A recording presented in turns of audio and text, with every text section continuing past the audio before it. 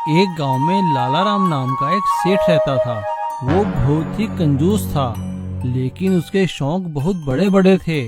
उसका एक सबसे बड़ा शौक था कि वो एक बहुत बड़ा महल बनाए, जिससे कि उसके इलाके में उसकी इज्जत और बड़ी हो जाए। इसके लिए उसने अपने पास काफी पैसे इकट्ठा करना शुरू कर दिया और साथ ही महल बनाने के लिए एक अच्छे कारीगर और ठेकेदार को ढूंढना भी शुरू कर दिया।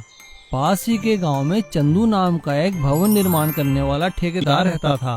वो बहुत ही अच्छे मकान बनाया करता था। उसके पास कारीगरों की बहुत अच्छी टीम थी। लाला राम एक दिन चंदू के पास गया।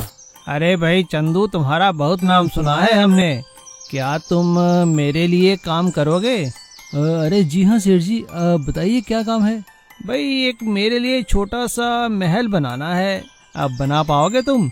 हाँ सेठ जी, मैं पूरी कोशिश करूँगा। तो ठीक है भाई, आ जाओ फिर गांव में। सेठ लाला राम चंदू को मकान बनाने की पेशगी देकर अपने घर वापस चले जाते हैं। 2-3 दिन के बाद ही चंदू अपने कारीगरों को लेकर लाला राम के घर पहुंच जाता है और लाला राम उन्हें लेकर उस जगह जाते हैं जहां पे की महल बनाना था। भवन निर्माण के लिए पूजा पाठ करने के बाद चंदू मकान बनाने का काम शुरू कर देता है। ढांचा खड़ा करने के बाद एक दिन वो सेठ के पास जाता है। अरे चंदू, आओ आओ, कैसे आना हुआ? सेठ जी, महल का ढांचा खड़ा हो गया है। आप कह रहे थे ना वो बेशकीमती पत्थर लगाने के लिए, तो वो पत्थर दे दीजिए ताकि मैं पत्थर लगाने का काम शुरू कर सकूं। सेठ लाला राम अपने नौकर श्यामू को आवाज लगाकर कहते हैं, अरे श्यामू, उन्हें वो पत्थर तो दे दो। सेठ लाला राम का नौकर श्यामू सारे के सारे कीमती पत्थर लेकर महल वाली साइड पर पहुंच जाता है और वो सारे पत्थर चंदू और उसके कारीगरों के सुपुर्द कर देता है। लेकिन अगले दिन सुबह जब वो लोग वहां आते हैं तो देखकर हैरान हो जाते हैं, क्योंकि वहां से सारे पत्थर चोरी हो गए थे। चंदू भागता हुआ जाकर सेठ लाला राम को सारी बात बताता है। चंदू की बात सुनकर सेठ लाला राम गुस्सा हो जाता है और उससे कहता है, देखो चंदू, मैं कुछ नहीं जानता, मैंने पत्थर तुम्हें दिए थे, अब तुम्हें ही पत्थर लाने पड़ेंगे। तुम कहीं से भी पत्थर लाओ और मेरे महल का काम खत्म करो। चंदू वहाँ से मायूस होकर चला जाता है और सोचते सोचते वो कब जंगल में पहुँच जाता है उसे पता भी नहीं चला। लेकिन जंगल के बीचों बीच चंदू हैरान रह जाता है कि एक पेड़ के अंदर से रोशनी आ रही थी। चंदू जब उस पेड़ के पास जाकर देखता है तो और भी हैरान होता है, क्योंकि वो सारे बेशकीमती पत्थर उसी पेड़ के अंदर छुपा कर रखे थे और वहाँ 2 आदमी बैठकर बात कर रहे थे। अरे श्यामू, हमारे सेठ जी तो बड़े चालू निकले, अपने पत्थर खुद ही चोरी करवा दिए और इल्जाम बेचारे चंदू ठेकेदार पे डाल दिया ताकि सारा काम मुफ्त में हो जाए।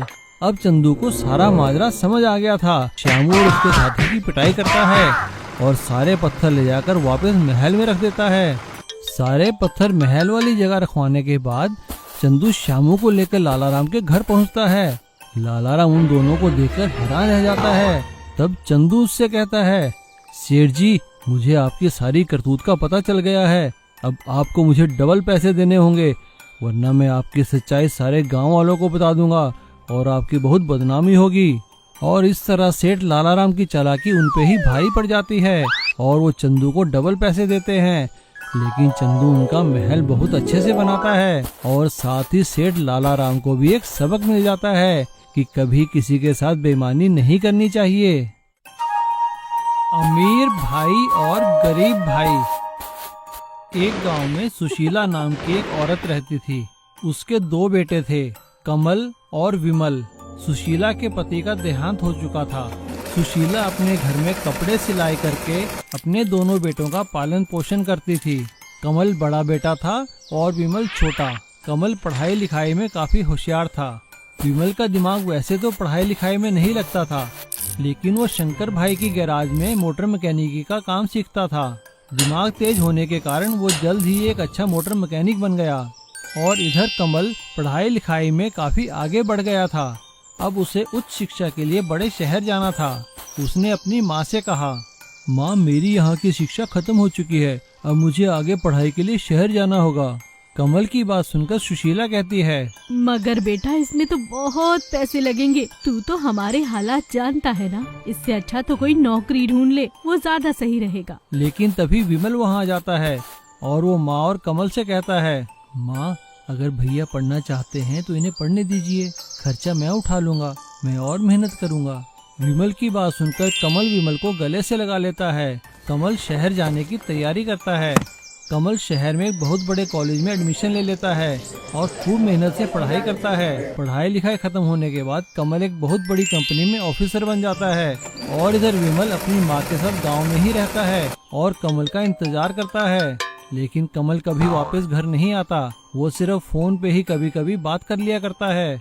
बड़ा ऑफिसर बन जाने के कारण कमल में काफी घमंड आ गया था और इधर सुशीला कमल को याद कर करके रोती रहती है और उनकी तबीयत काफी खराब हो जाती है। वो विमल से कहती हैं, बेटा बस एक बार तू कमल को मेरे पास ले आ ताकि मेरी आत्मा को शांति मिल सके। माँ ऐसा मत कहो, तुम ठीक हो जाओगी। बाकी जहाँ तक रही कमल की बात, मैं कल ही शहर जाकर कमल को अपने साथ लेकर आऊंगा। और अगले ही दिन विमल गांव वालों को अपनी माँ का ख्याल रखने के लिए कहकर कमल को लाने के लिए शहर को निकल जाता है। शहर पहुँचने के बाद वो विमल का पता ढूंढने लगता है। जब वो एक सड़क पर जा रहा था तभी उसने देखा कि एक तेज रफ्तार से गाड़ी आई और एक डिवाइडर से टकराकर रुक गई। विमल भागकर उस गाड़ी की तरफ गया।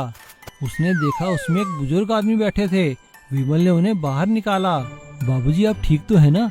आपके ज्यादा चोट तो नहीं लगी? अरे नहीं बेटा, हल्की सी खरोंच आई है। शुक्र है भगवान का जो मैं बच गया। लगता है गाड़ी की ब्रेक फेल हो गई है।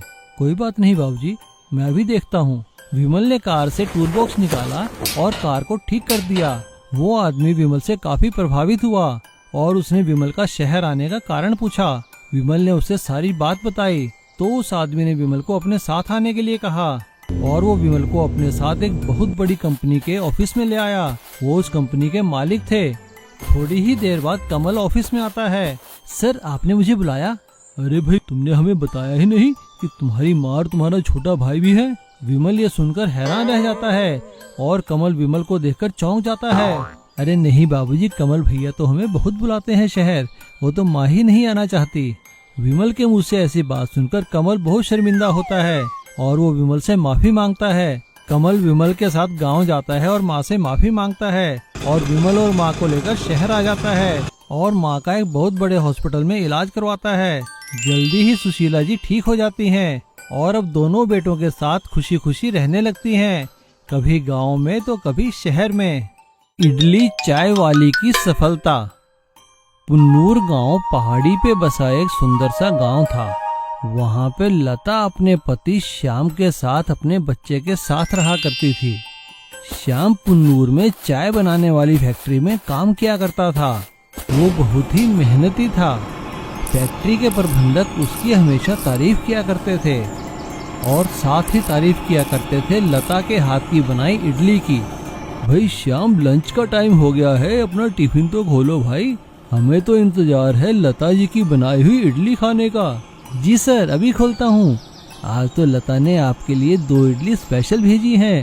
हाँ भाई ठीक है, लता का हमारी ओर से धन्यवाद कहना। और सभी लोग मिलकर लंच करने लगते हैं। सब कुछ सही चल रहा था लेकिन भाग्य को कुछ और ही मंजूर था। एक दिन अचानक फैक्ट्री में काम करते हुए श्याम के दोनों हाथ मशीन की चपेट में आ जाते हैं और उसके दोनों बाजू काटने पड़ते हैं। हॉस्पिटल से घर आने के बाद वो बहुत मायूस हो जाता है क्योंकि अब वो मजबूरी में फैक्ट्री में काम नहीं कर सकता था। फैक्ट्री उसे उचित मुआवजा भी देती है लेकिन भला वो पैसा कितने दिन चलता। मुआवजे का पैसा खत्म होने की स्थिति में अब लता के सामने घर चलाने की जिम्मेदारी थी क्योंकि श्याम हाथ न होने के कारण कोई काम नहीं कर सकता था। उसने मायूस होकर लता से कहा, लता मैं बहुत शर्मिंदा हूँ, मैं तुम लोगों के लिए कुछ नहीं कर पाऊंगा, इससे अच्छा तो भगवान मुझे मौत ही दे देता।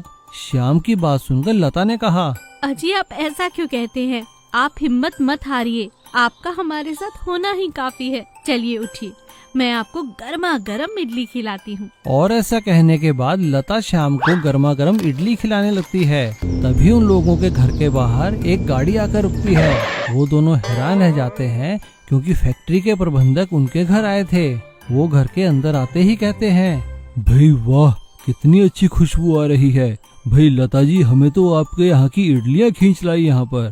उनकी ये बात सुनकर लता कहती है, हाँ हाँ बिल्कुल सर, मैंने अभी अभी गर्मा गर्म घर में इडलियाँ बनाई हैं, मैं आपके लिए भी लेकर आती हूँ। ऐसा कहकर लता उनके लिए इडलियों भरी प्लेट लेकर आती है। फैक्ट्री के प्रबंधक इडली खाकर लता की बहुत तारीफ करते हैं और उन्हें एक प्रस्ताव देते हैं। श्याम, लता, श्याम के साथ जो कुछ हुआ उसका कंपनी को बहुत अफसोस है। इसके लिए कंपनी आपको एक ऑफर दे रही है। कंपनी चाहती है कि फैक्ट्री की कैंटीन लता जी चलाएं और अपने हाथों का बना स्वादिष्ट और पौष्टिक खाना सारे मजदूरों को खिलाएं। और हाँ श्याम, तुम वहाँ बैठे बैठे काम की निगरानी भी कर सकते हो। इसके लिए कंपनी तुम्हें अलग से पैसा देगी। फैक्ट्री के प्रबंधक की बात सुनकर दोनों खुश हो जाते हैं और फैक्ट्री की कैंटीन में काम करने के लिए हामी भर देते हैं। अब फैक्ट्री की कैंटीन में लता इडली के साथ साथ स्वादिष्ट चाय बनाकर भी बेचने लगती है और श्याम वहाँ बैठा बैठा सारे कैंटीन के हिसाब किताब की देखभाल करता है और लता को सभी इडली और चाय वाली लता जी के नाम से जानने लगते हैं और धीरे धीरे उन्हें आसपास की फैक्ट्री की कैंटीनों में भी काम मिल जाता है और वो अब एक सफल गृहिणी ही नहीं बल्कि एक सफल बिजनेस वुमन बन चुकी थी। इसीलिए कहते हैं ना, ईमानदारी और सच्चे दिल से किया गया काम कभी निष्फल नहीं जाता, उसका फल हमेशा मिलता है।